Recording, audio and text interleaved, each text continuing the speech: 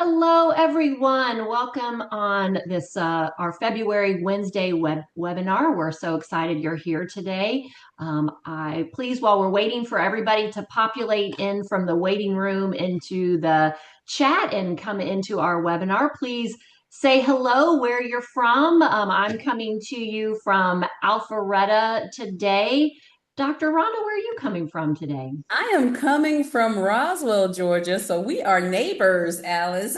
Are neighbors. We are neighbors. So please feel free to use the chat. Tell us where you're coming from today, where you are. Last for our actually December or November webinar, we actually had somebody from Poland. So that is the farthest away we've ever had is Poland. So hi, Katina from McDonough. We're glad you're here with us today. So thank you so much. Hi from to everybody who is here, and we're glad you're joining us.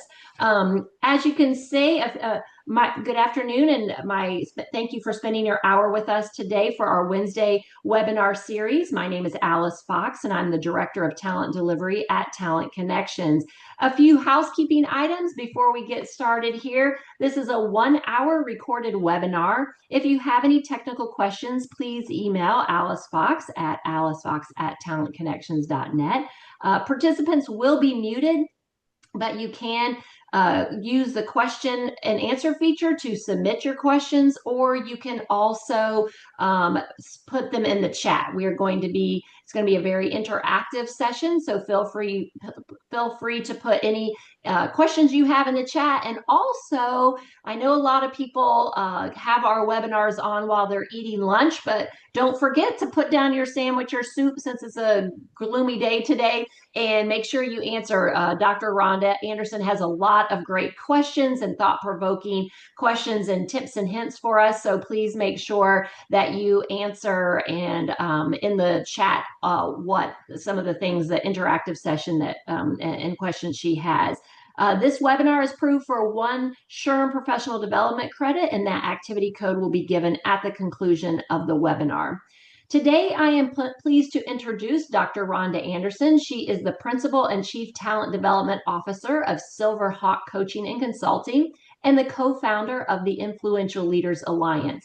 She holds a PhD in educational leadership with a concentration in higher education administration from Mercer University, go Bears, and brings more than 15 years of experience spanning talent development, executive coaching, consulting, and organizational leadership. Known for designing high-impact leadership frameworks, Dr. Anderson helps organizations strengthen leadership capabilities, elevate performance, and build cultures where talent thrives. A sought-after speaker and certified professional coach, Dr. Anderson is the author of 3 books, including her signature work, The Influential Leader Blueprint. This book serves as a practical, results-driven guide for leaders who want to increase their influence, lead with clarity and confidence, and drive sustainable success in complex, fast-changing environments. In addition, her insights on leadership, talent development, and organizational effectiveness have been featured in leading industry outlets, including Training Magazine and HR Magazine, positioning her as a trusted voice in the HR and talent development space. Through her work, Dr. Anderson partners with executives and leadership teams to unlock potential, future-proof their talent, and deliver measurable business results. Thank you so much, Rhonda, for being with us today. We really appreciate your time, and we're excited to hear your webinar. Thank you so much. Thank you so much for the warm welcome, Alice. I appreciate you so much. And I want to first welcome you all to this webinar again, From Insight to Impact, using DiSC to coach talent, accelerate growth, and retain your best people. I first want to start by thanking Alice and the Talent Connections team for allowing me to speak on their platform. I know I would never take this lightly, because many times when people are choosing speakers, they're like, hey, I'm trusting you. And so I am happy that they are trusting me. And so thank you so much. And so I appreciate that. And so just a couple of other things about me. She did mention that I was a Go Bear. So if there are any Bears on the line, please say Go Bears in the chat. I graduated from Mercer back in 2015. I am a real Georgia peach. I am from Georgia, South Georgia to be exact. Not Albany, New York. You know how they say Albany, New York? It's Albany. So straight from the country, the southernmost part of Georgia, close to Florida. And I also am a founder of the Executive Edge as well. As you can see, there's a shopping cart right here. I love, love, love shopping. I've been trying to monitor that, but I do love shopping. And then these four little people right here, this is my husband and my three adult sons, and they are my pride and joy. And so I appreciate you all coming and taking time with me and spending your lunch hour with me just to learn a couple of more things about how we can do better with utilizing the DISC profile. So today's session outcomes, by the end of this session, you will be able to use DISC to personalize coaching and development, align coaching to career growth and business outcomes, apply DISC to improve engagement and retention, take immediate action to build a coaching culture. And so I know you're probably thinking, so like, why does it matter? Right. And I see all too often, many times DISC is underutilized. Organizations pay for DISC, but they underutilize it. And there's so many golden nuggets that can help contribute to making your work environment a place where people want to stay. And so, number one, retention challenges are no longer solved by compensation alone. People want to feel like they are valued in organizations. They want to feel like they are a part of the organization. They want to feel like their voice matters. And so it's more than, the money. So number two is employees expect personalized development and meaningful coaching. I've heard this all too many times. I often call when you're in the employee population, it's the corporate streets, right? People want to feel like their development matters. People want to feel like their career growth matters. And many times leaders negate to ask their team these questions like, where do you see yourself going next? Because a lot of times if a person is great at their job, guess what? We want to keep them on their teams and we don't want to ever let them go. And we never have those discussions. And to me, you do the individual a disservice because if their coaching and development moves beyond your team, it's one of those leadership seeds that you are planting. And so it's a part of their journey. And they are able to look back and say, hey, if Alice, it was my manager, man, Alice planted a seed in me early and she saw the potential and she coached me up to next level success. And man, I am here because of that. Leaders are promoted for results, but are expected to coach without tools. We see this a lot too in organizations where, coaching has become one of those buzzwords that people want. Your employees want it. You want it as the head of your department. And it's like, well, go do it. But it's not, it's simple, but not simple. I'll say that. And people don't have to necessarily be certified to create coaching cultures.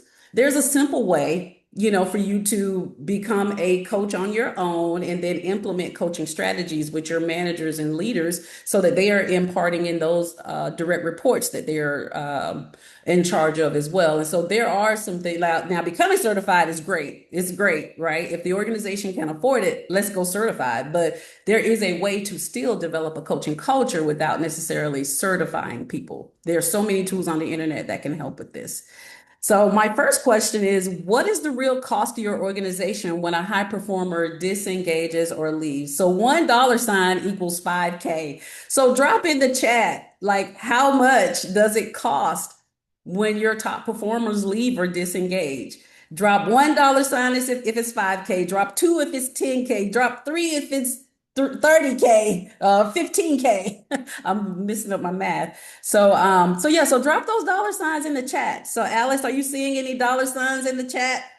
Yes, Natalie says $4 signs. Monty Okay. says $4 signs.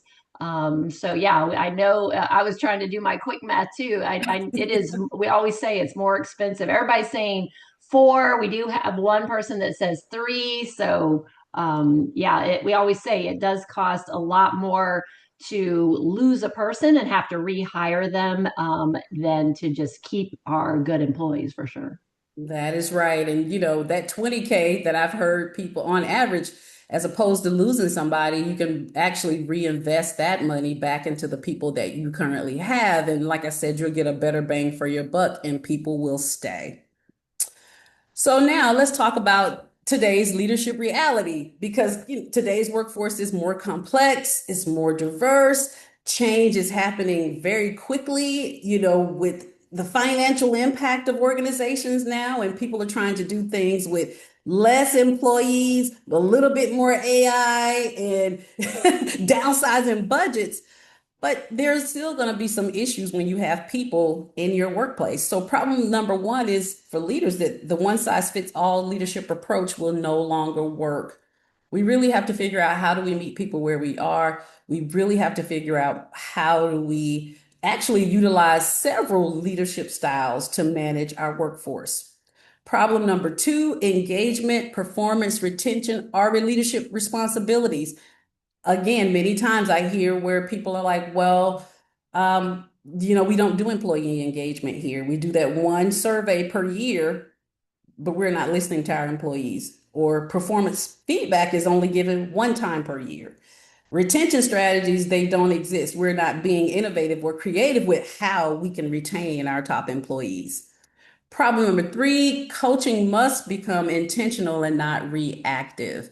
And I've seen that all too many times as well, where, issues are happening and the issues compound and compound, and we wait for them to self-correct a lot of times, and it doesn't happen. We have to really get in there and be intentional. And if coaching is one of those options that can help us alleviate a lot of the conflict or issues that we're experiencing in our teams, we need to be very open to doing that and make the commitment as a leader to develop yourself and your team to do this, because this is going to help alleviate a lot of problems. And so my next poll question is, who feels confident that you and or your leaders are coaching consistently and effectively? Put a happy face in the chat if you like, oh, wow, yeah, my leaders are crushing it. We are a coaching environment. Or put a sad face in there if you feel like there's some work that needs to be done. And don't feel shame, because we are here. This is what we do behind the scenes. We are developing. And sometimes we have to get real with ourselves and what it is that's really going on in our organizations. And I feel like Talent Connections is providing that safe space for you all. So Yes, I will we are a not. safe space here for sure. We are a That's safe right. space. That's right. And I will not go and blab who it is because I can't even see it. I have to rely on Alice to tell me. Yes, yes, no, yeah, we well, and this is what we do. We do a lot of confidential things at Talent Connections, but yeah, we have a lot of, unfortunately, we have a lot of sad faces. We have some eek faces that I call it. So we I have do to have, add the eek face yeah, the it's next time I do an it. eek face. So But like I said, this does not have to be challenging. There's a solution, so don't, sit there and they live the same year over and over again. All it takes is one person to start implementing even the simplest solution to make major change in organizations. I always say one person has the power to just make tons of change, like ripple effect changes, because it's like when one person's team is doing it, guess what? And we're doing it well, everybody else, it just catches. It's like, oh man, Alice, how are you making your team, step up? How are they becoming more innovative? She tells the other leader, guess what? They start doing the same thing. So there are opportunities to make ripple sized effects within your organization with just one minor change. So let's go. So what is DiSC and what it is not, right? I am really breezing through this because this right here, the DiSC, I know if some of you have sat through it, it's hours of content, sometimes a couple of days. And so we're gonna zip through what it is and what it is not. So number one, DiSC explains behavioral tendencies, not personality or capability. And a lot of times I see where people say, oh, that person's a D, so they're expected to be. No, no, we don't use DiSC in that manner, because in reality, we all have parts of the D, the I, the S, and the C in us. It's just that one or two of these characteristics are more prevalent than others. It predicts communication preferences, yes, motivators, and stress responses. And it is a coaching and development tool, not a label. Remember, like Alice is a D. We don't want to do that with DiSC. So, does your organization use DiSC? Yes or no in the chat, and just tell me how. Is it like something your team does when a new employee comes to the team, or do you just use it and forget about it, or have you ever used it at all?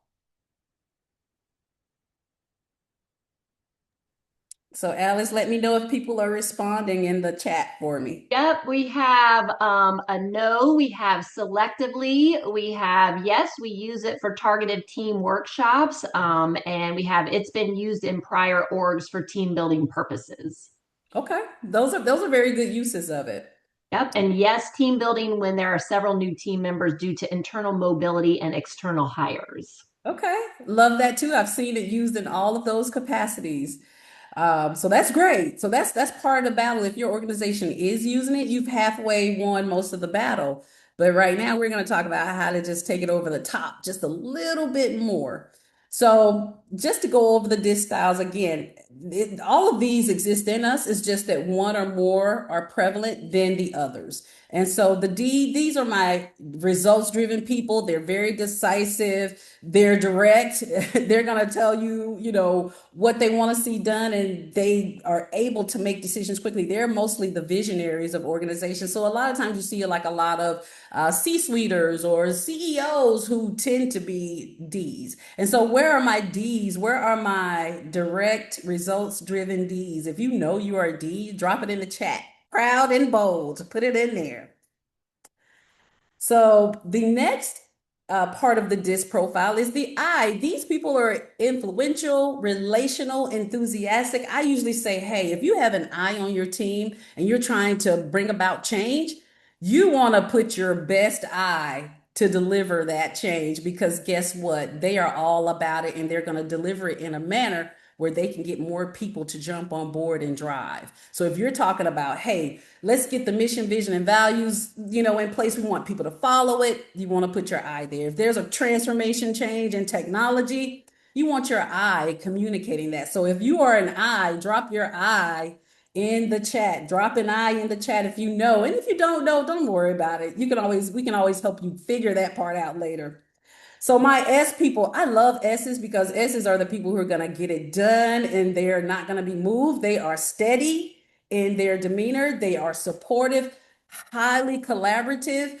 And my thing is, hey, if you want to get some things done behind the scenes, your D, they're not necessarily the people in the forefront. I mean, your S people are not necessarily in the forefront, but they can definitely help you drive an initiative to completion. So drop an S in the chat if you know you are an S. Show it proudly.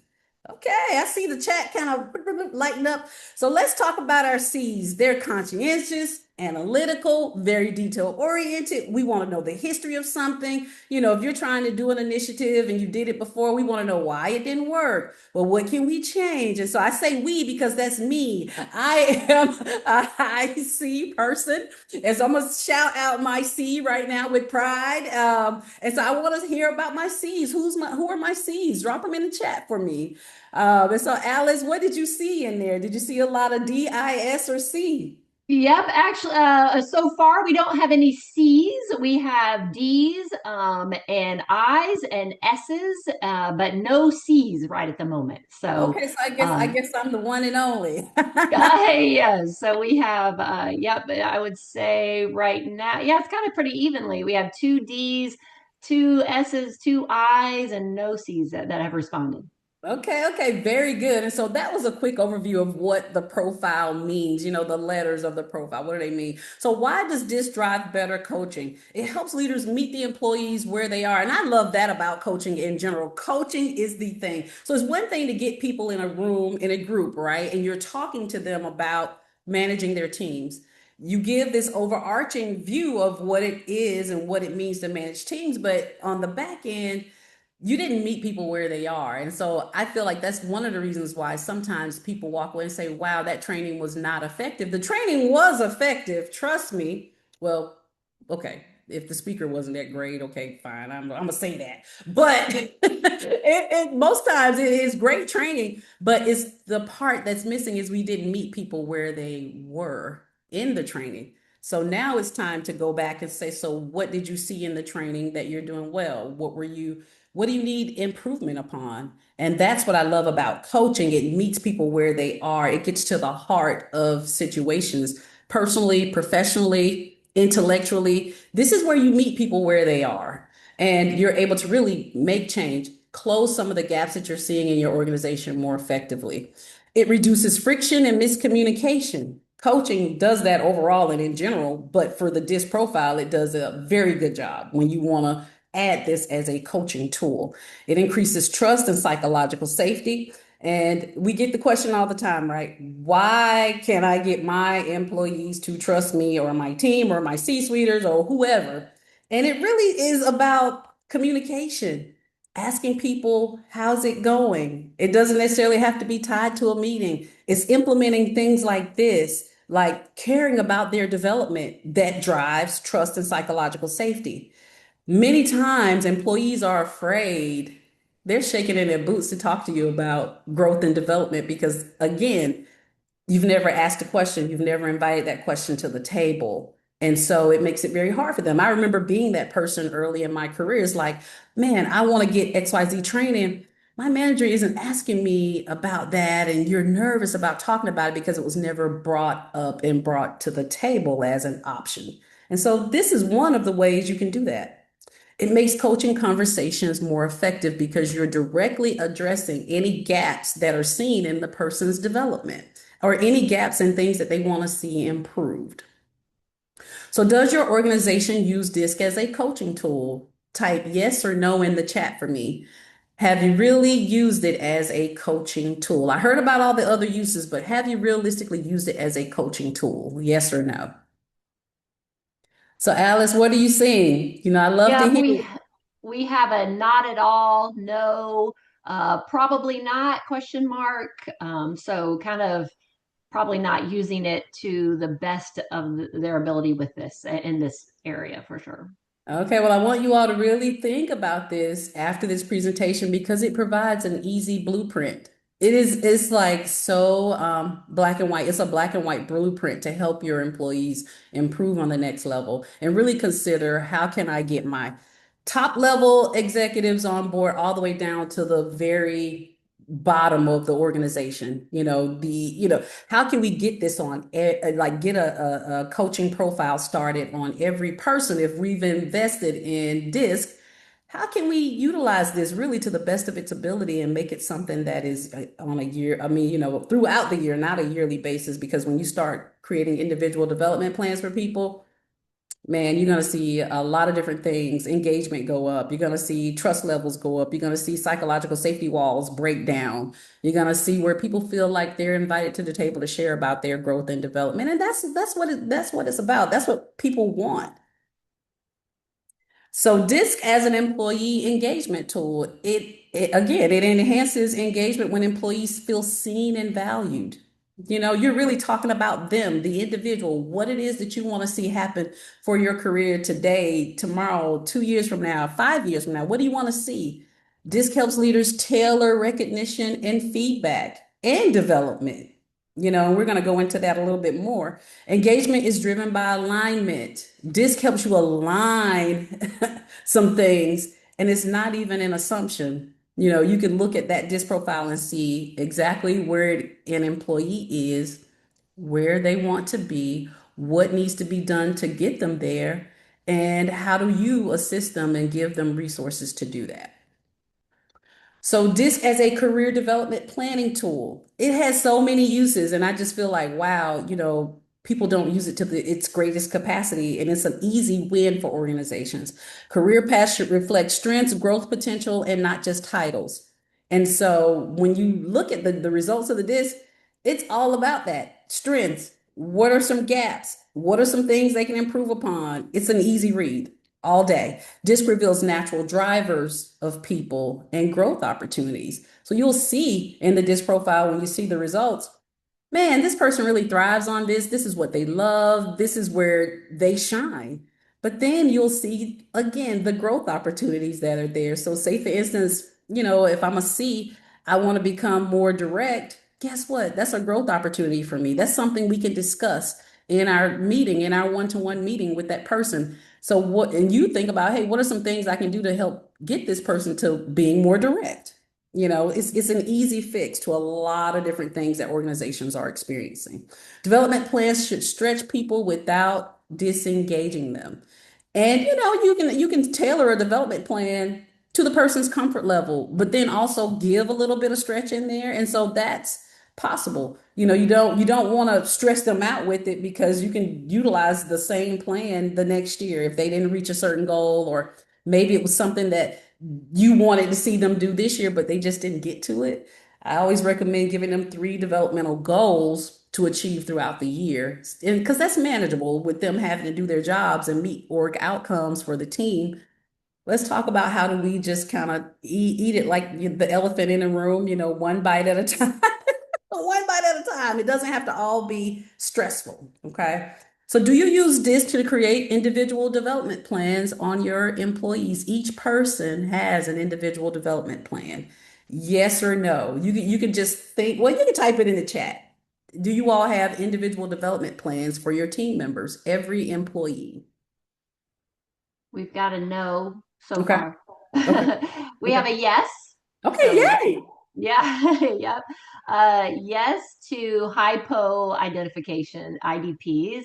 Okay. In past orgs, yes. In current org, no. Okay. So kind of a mix.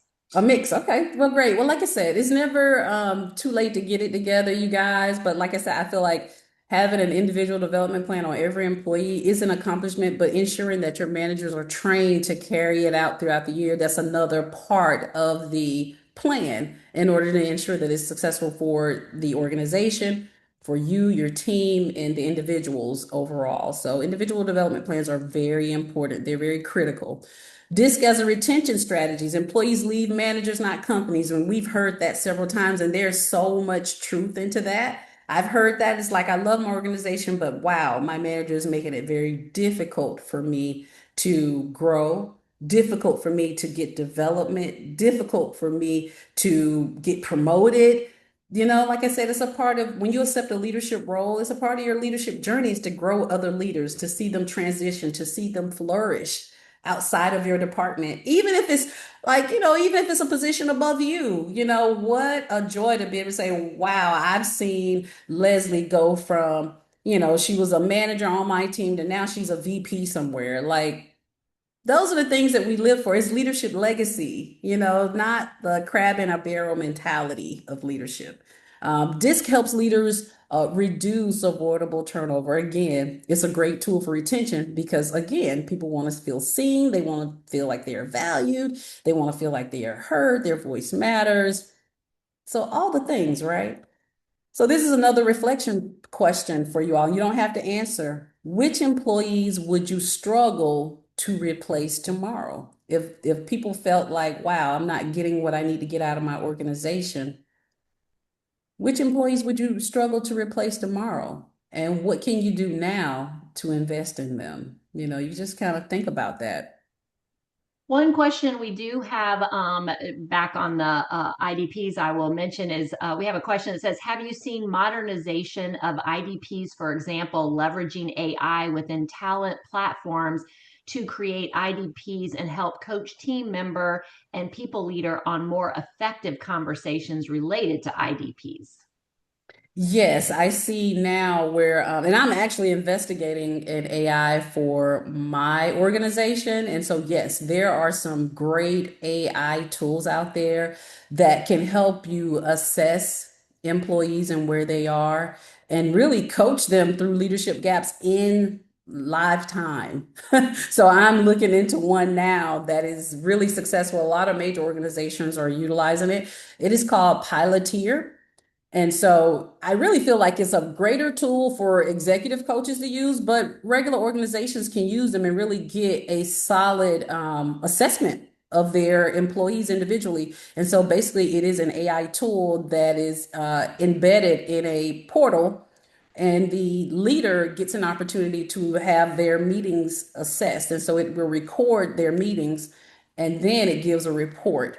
And so it only records what the leader is doing. It records the whole conversation, but it gets rid of the person's responses. So their response is never published. They're only assessing the leader who's been assigned in that portal. And so the leader presses a button and they run a meeting or they run a leadership conversation, and it really does drill down on, man, here's where you were great. Here is where that response may have given a person some issues, and here's where we can close some gaps. And it monitors every piece of what it is a great leader should be presenting as a leader for themselves. And so definitely there are some things right now happening with AI that are amazing. But like I said, I don't think that AI replaces it because you still need a human person to walk people through what those gaps are, and but yeah, but there are some AI tools out there that are being developed and that are amazing. So great question. So now let's talk about coaching conversations that create impact. The goal here really it is to create a coaching culture. And like I said, if you're an organization who has already invested in the DISC profile, use it to its greatest capacity. It helps on so many levels. So effective based DISC coaching creates clear expectations. And the feedback is very personalized. When you get that report on the individual, that's personalized attention that and feedback that you can give that person, and it sets the expectations again because you can say, hey, here's where you're great, but what are some things you want to see happen for yourself, and it's personalized at that point, and that's their individual development plan right there. It's growth oriented dialogue. And so you've opened up the table for them to come and talk about their thinking in terms of what their growth and their career promotion is looking like within the organization. And it's ongoing follow up that should happen. And I'm hoping, I've heard, I've heard in the corporate streets that sometimes managers neglect to meet with their team members even once a month, because I get it, it gets hard, when you are a C-suiter or director, so many times you run out of workday, but I really do feel like there's a prioritization that should happen when it comes to your team. And if it's a bi-monthly one-to-one, I'll even take a monthly one-to-one, for people who have not met with their teams individually in a while. But this is how the ongoing follow-up happens, and it happens seamlessly when there's a one-to-one connection going on with you and your team individually. So here's another reflection question. How can I utilize DISC effectively to have more impactful coaching conversations? And for the people who have access to DISC profiles, like I said, you've won most of the battle. Pull those DISC profiles down and let the conversations begin one to one with people. If you have not offered DISC to your organization, now is the perfect time to do so. I'm a certified DISC facilitator, shameless plug. I hope Alice don't kick me out. No, we appreciate you. But yes, have that time with your team where you teach them the foundations of DISC and have someone who's certified come in and share what their DISC profiles mean to them, and then help you as a leader implement those individual development plans, and then help your managers keep the conversation alive throughout the year. Okay. So here are just some powerful questions, and they're random. They are not in any order. These are some questions you can add to your toolbox when you're talking to your team on an individual basis. So, they're open-ended questions. They're not yes or no. I love when you take that power away from people to say yes or no. They really have to give you an insightful answer to their development needs. And like I said, that only enhances trust for you as a leader in your influence, in your impact. So what type of feedback helps you perform at your best?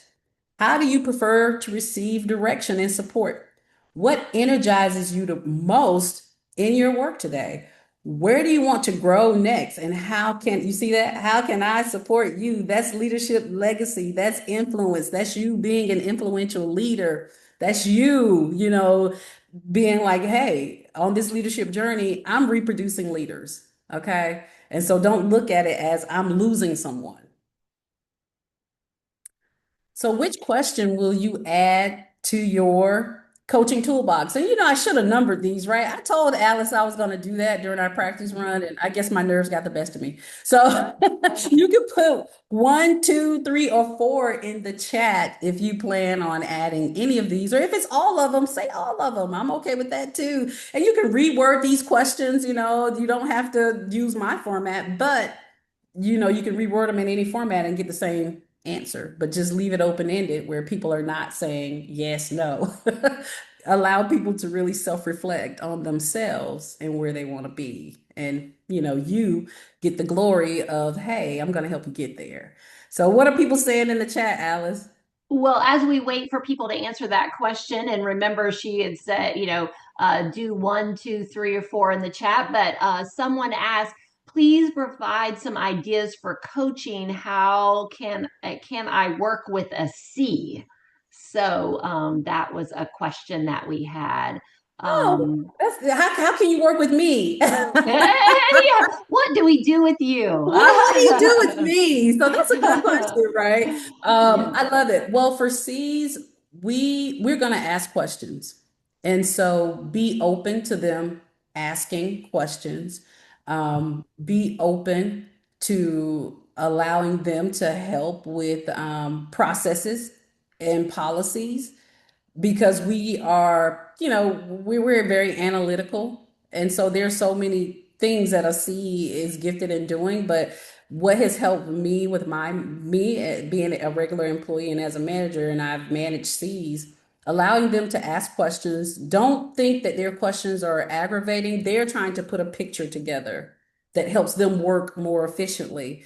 And then a lot of times C's are trying to not repeat what happened before. So say if there's an initiative and they're trying to not fail, basically. They're trying to get down to the heart of it so that when they present you with a project, it is spot on, it's what you want. And like I said, we tend to want to know the history. We tend to want to ask about a process. We want to help put some things together behind the scenes that make it operate better. So if a C comes to you with an opportunity to kind of make something work better, listen, and it's not that you have to agree because we can all agree to disagree, right? If you feel like, hey, that may not work for us, but just giving them the opportunity to present their thoughts around processes is really good. Was that helpful? Perfect. Thank you. And she can definitely can reach out with some additional questions or please put them in the chat. So far we have a number three. We also have feedback is a gift. I prefer mine in quotes straight with no chaser. I like I love that. that. That's I right. Give love it that. to me. Right. So that's what we have so far for sure. We also had feedback. Thank you for the information on Piloteer and agreed AI is a collaborator. So Yep. there you Okay, go. good. Okay, Yep. awesome. We're going to keep the train rolling. So, some common coaching mistakes leaders make. And in my opinion, number one is not making time for it. I should have put that on the slide, but not prioritizing it is a common mistake that leaders make. We don't make time for it. And like I said, it's not that you necessarily have to be a certified person, but there are some coaching basics that you can implement in your daily management one-to-one team. Whether you're coaching one-to-one or in teams that are helpful. Coaching from your own DiSC style only. So sometimes, and I appreciated the person who asked, how can I communicate with a C? Right? Not because a lot of times we want people to be like us. And I know I can't expect for everybody to be like me because I'm so different from all those DiSC styles, like my most prevalent. Um, but really, everybody's not going to work like you. And so I love that I mean, not C, DiSC sheds a lot of light on what drives this person and how they operate. And so coaching from your own DiSC style is not going to work. So you have to kind of adapt. If you're a leader, you have to adapt to all the styles and really do the investigation on how can I work with them. And DiSC actually provides like, what's the best way to interact with a C? What's the best way to interact with an I? What's the best way to interact with an S? So it's like a no-brainer blueprint for you to go back to when you're feeling perplexed with how do I interact with this person? We avoid difficult conversations. I think we all do that, and we have to figure out a way to face the difficult conversations and make sure that we're coming across as respectful and developmental and not, downing the person or really taking all of their confidence away. Because, like I said, there is a way to have difficult conversations about performance without hurting the person's feelings. And they have to feel like you're genuine about it too. So really do some self-reflection on your own as a leader and how you're coming across. Treating development like it's an annual event. The performance review, the once time, the once yearly feedback. It should go on a monthly basis where you're doing a touch point with every person on your team and how they're doing. What is it that they're trying to do? How can you help? How can you be a resource to them? And confusing performance management with coaching or not focusing on either one, because performance management is not coaching, it's really management. It's the management of tasks. It's not coaching. So if you feel like performance management is, oh, that's my coaching for the year. No, no, no. You're that's management. That's task driven for the most part. So drop it in the chat. Which of these show up most often in your organization? Are you coaching? Are you expecting people to be like you? Do you avoid difficult conversations? Is development mainly an annual event? Or are you confusing performance management with coaching, or you're not focusing on either one of them? I was going to say, somebody said mix of all the above. I would say Okay. that too. I would say the one, two, three, four, fifth choice would be a mixture of all the above too, because I definitely think people, avoid difficult conversations. I think people treat development like it's an annual event and then check it's done. I did it. It's not a Yeah. continuous thing. And then Mhm. confusing performance management with coaching. But yeah, so far we have a mix of someone else's information or feedback is mix of all the above at our organization. So Okay, thank you guys for sharing. I appreciate you guys so much. It makes me so happy. On a yep, rainy another day, all you the guys above. are locked in. I love it. Usually a rainy day does something to me, but today I was like, you know what, Rhonda, you got to pep up your step. You on with Talent Connections. Let's go. So now we're going to talk about translating insight into impact. How do I do it? And like I said, it's just prioritizing and committing to the cause. It's not a sprint. It's a long journey, right? To creating a solid coaching culture within your organization. It's not a sprint. It's not that fast track thing that's going to happen. It takes longevity, it takes multiplication, it takes making ripples within your organization and holding to that. Like, it's a value for you personally as a leader. So, number one, you want to be intentional about the coaching frequency. What is it for me? What is the cadence in team meetings? What is it individually? What is it going to be? And we're going to stick with it. You want to adapt to different styles and different work styles. You want to try to make sure that you're doing that as much as possible and be open, because sometimes, some people like, I don't know, I'm gonna use the celebration. How do employees like to be celebrated? It may be one person who's like, yeah, I love all the hoopla, right? I want it all. I want the cake. I want all that. But then you may have somebody else who's like, oh, a simple thank you card. Just really figure it out. What are people's work styles? Am I an email person? Or can you, I don't know if you guys use Slack or Teams, Teams me, Slack me. What is it that helps people be their very best at work, and what are their work styles? Meeting people where they are. Um, Number three, you want to make sure you connect development to business outcomes. And a lot of times that's the management piece of it, but also think about how coaching can impact your organizational outcomes. And you want to measure impact and ROI. And this is where results-driven decision making comes into place, right? And a lot of times, again, managers are missing out on the opportunity to collect data. Data is what drives organizational success. And it can help you, oh, wow, we did this right, but we didn't do this right. You can see it plain on paper. This is what we need to do to correct it. And if you don't have a data collector on your team, because like I said, it takes a special gifted person to run data on teams. I know we used to have a project manager. She was excellent when I was working in corporate. Amazing. I was like, you know what? I'll never work on a team ever again without her, because she made data collection easy for us and we could collect data at any given time. It wasn't where I had a leader who was trying to do several other jobs do it, because data collection alone, it is a job. It is a job to create those surveys, send them out, making sure we collect the data, compiling it into a report, and then allowing us as leaders to make decisions. So really consider that. Do I need a project manager who's a data collector for us on our team? Or how can we do it? Is there someone else on my team who could take on the task? And it's after every event, every change in the organization, you're collecting data.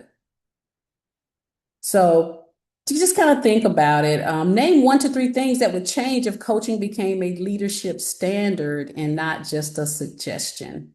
So what are name 1 to 3 things? You can think about it. We don't have to put it in the chat because I am running out of time and I'm almost at the end. But think about this truly. How can we implement and make our environment a coaching environment where everybody's seen, everybody's heard, everybody's valued from the top all the way down to the bottom of the organization? There's a way to do it. There's a way to get it done. And it doesn't have to be overwhelming. So what's your next move? Identify one coaching conversation you will have this month. I'm challenging you guys. And I want to hear about it. I want you to, if you don't follow me on LinkedIn, please do. I would love it. And we can have a conversation, like let's talk about it. Did you accept my challenge or not? Commit to adapting your approach using DiSC. Commit to it, because like I said, it's like answers that are right in your face. There's no extra testing or anything that needs to be done.